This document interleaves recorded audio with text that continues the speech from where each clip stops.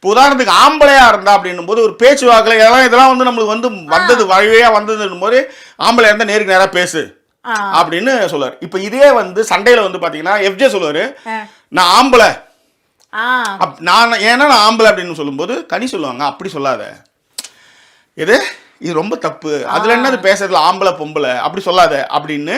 ஏன்னா யாரும் சொல்ல என்ன நீ சொல்ல முடியாது நான் ஆம்பளைன்ற மாதிரி ஒரு அதை வந்து கனி வந்து உடைப்பாங்க. இதை தான் கூட இருக்கிறவங்க சொல்லி கொடுக்கணும். கூட இருக்கிறவங்க வந்து என்னன்னா எத்திக்ஸ் சொல்லி கொடுக்கணும், பேசிக்ஸ் சொல்லி கொடுக்கணும். இந்த பேசிக் எத்திக்ஸ் எல்லாம் சொல்லி இருந்தீங்கன்னா தனியா போன பொண்ணு வந்து ஏன் போச்சுன்னு கேள்வி கேட்டிருக்க மாட்டான். குற்றவாளி வந்து அந்த 3 பொறுக்கிங்க தான் அப்படி சொல்லியிருப்பான். அதை விட்டு கிடையாது, அந்த பொண்ணு தனியா போனது மட்டும் இல்ல, கூட போன பையனை வந்து யாருமே இது வரையும் சொல்ல பாருங்க. அந்த பொண்ணு தனியா போல அந்த இடத்துக்கு, அந்த பொண்ணை வந்து ஒருத்தன் கூட்டுன்னு தான் போனான், அந்த பையனை யாருமே பேச மாட்டாங்க.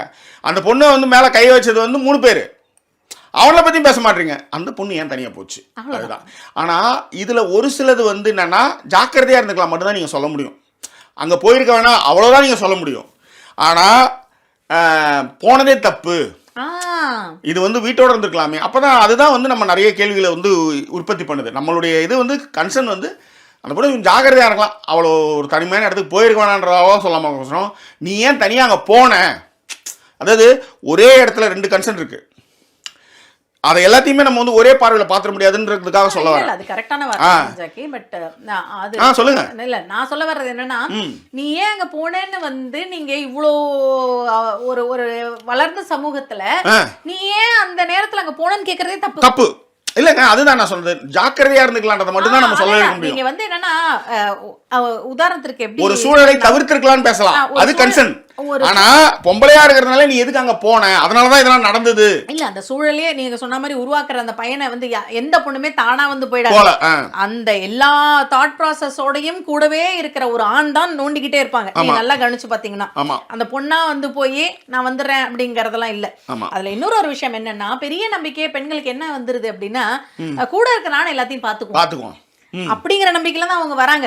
அப்படி இருக்கும் பொழுது கூட இருக்க அந்த நீங்க சொன்னீங்க இல்லையா ஜாக்கிரதையா இருந்திருக்கலாம், எங்க பொருந்தும்னா கூட இருக்கிற ஆண் ஒருத்தனையாவது அடிப்பானா, ஒரு பிரச்சனைன்னு வந்தா ஒருத்தனுக்காவது தைரியமா நிப்பானா அப்படிங்கிற ஒரு ஆணா இருக்கானான்னு தெரிஞ்சுட்டு அந்த இடத்துக்கு போயிருந்திருக்கான். அப்படியே இருந்தாலுங்க 3 பேர் 4 பேர் வரும்போது எந்த ஆணாலையும் செய்ய முடியாதுன்றதான் மேட்டர். அதுதான் அந்த ஜாக்கிரதைங்கிறத கூட அப்படிதான் சொல்ல முடியும்னு சொல்றேன். நீங்க ஜாக்கிரதையா இருந்திருக்கலாம் அப்படின்னு அந்த பொண்ணை சொல்றதுமே அந்த டைமுக்கு தான் நீங்க சொல்ல முடியும். நீங்க சொன்ன ஒரு வேலிட் பாயிண்ட் என்னன்னா, இந்த விஷயம் எங்க வேணா நடந்திருக்கலாம். கார் பார்க் நடந்திருக்கலாம், வீட்டுல நடந்திருக்கலாம். வீட்டுல கதவை சாத்திட்டு இருக்கும்போது ஒருத்தவங்களார வரான்னு வச்சுக்க, அப்ப என்ன பண்ணுவீங்க? அந்த பொண்ணு ஜாக்கிரதையா தான் வீட்டுல இருந்து